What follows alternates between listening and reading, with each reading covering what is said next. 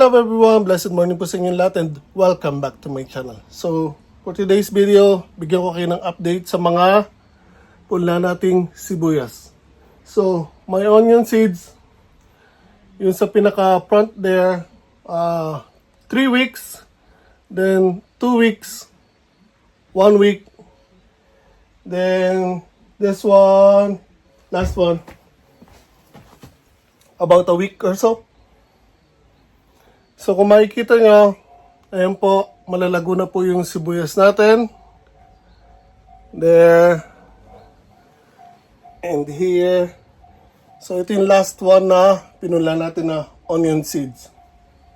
So again, all in all, my seeds are 12,600 seeds. All in all, 12,600 seeds.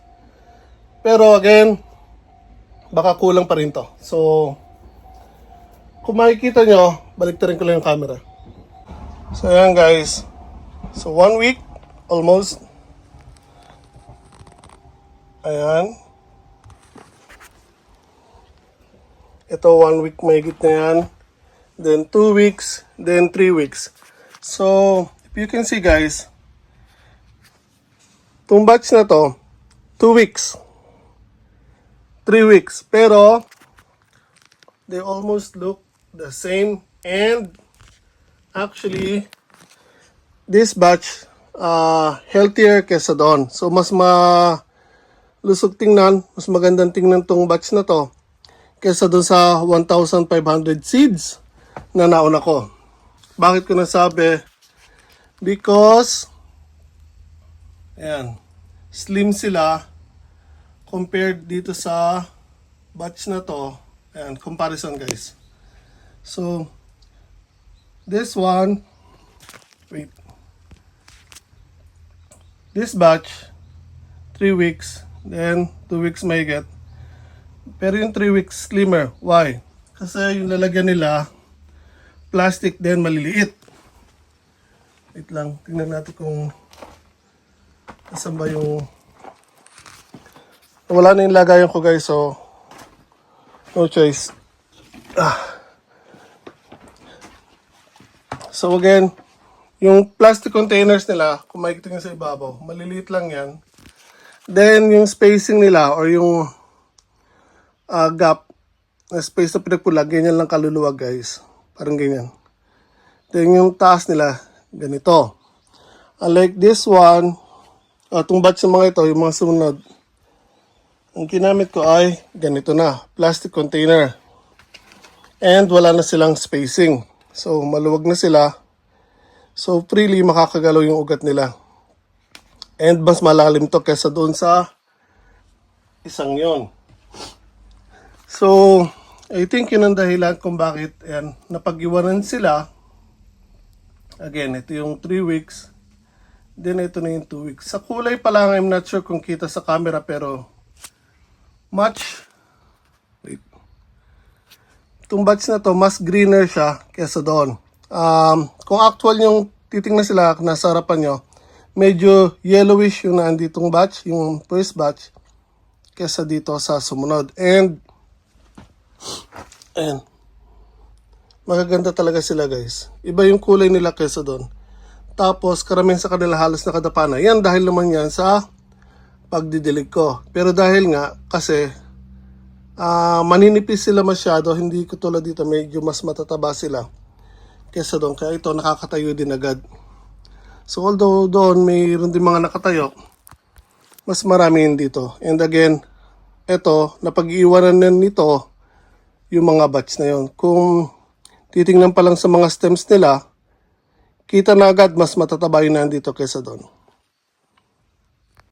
So yun guys, comparison lang and pinakita ko sa inyo, update sa mga seeds natin. Again, mas mukhang malusog tong second batch natin. Yan kung titingnan nyo si Babaw ang lago.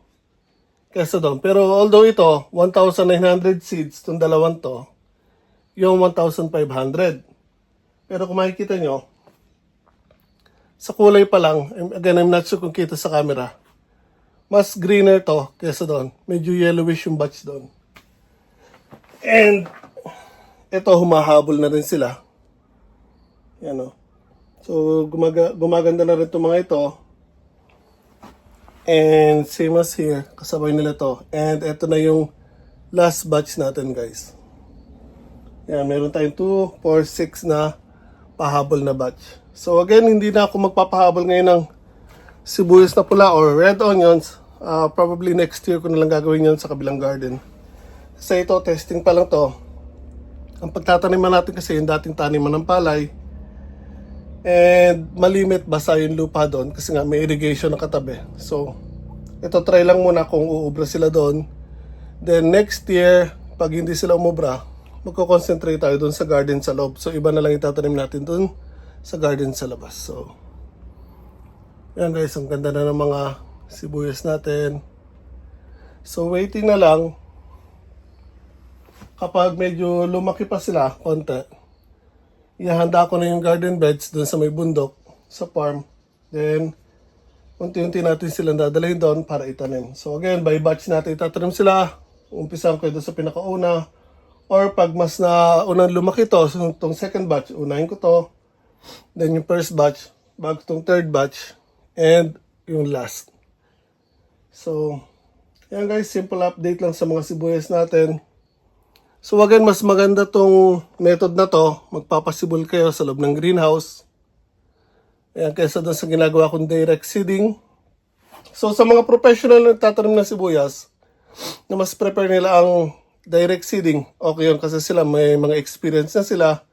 Ako kasi again, twice na ako nag-direct seeding na laging sumablay. So, in direct seeding, konti lang yung sumisibol sa akin. Tapos namamatay pa dahil nga again, wala ako palagi sa garden. So yung gardening ko, ginagawa ko yan on my free time. Meron akong regular work, so after work, doon lang ako nagpupunta sa garden ko. So kung makakapagdilig man ako, only in the afternoon. So as much as possible, kung meron kayong mga seedlings o mga pula, umpisa pa lang, umaga pa lang, diligyan nyo na sila kasi kung uminit masyado, kapag tanghali, maaari silang mamatay. So ako, wala man ako pag umaga. Dahil nga 7 a.m. nagtatrabaho na po ako ng magang umpisa ko lagi sa work. So, hindi ko kaya yun. So, ayan, again, luckily, naituro sa atin ni Ishida-san kung paano magpunla ng mga sibuyas. So, ganitong method na rin ang gagawin natin. Sa ibang mga gagawin natin seedlings, direct na magpupunla na ako dito sa may loob ng greenhouse. Kapag lumaki sila, doon ko na lang itatransfer. So, karamihan ng itatanim natin next year, lalo na pag mahal ang mga seedlings, ako na po ang magpupunla ng mga seeds ko or magpe-prepare ng mga itatanim ko na seeds. So yan guys, pasensya na, dumi ko ngayon. Tumulong kasi ako magtabas dyan sa may harapan. So, again, simple update lang guys sa mga sibuyas natin or seedlings ng sibuyas. Ingat po tayo lahat palagi.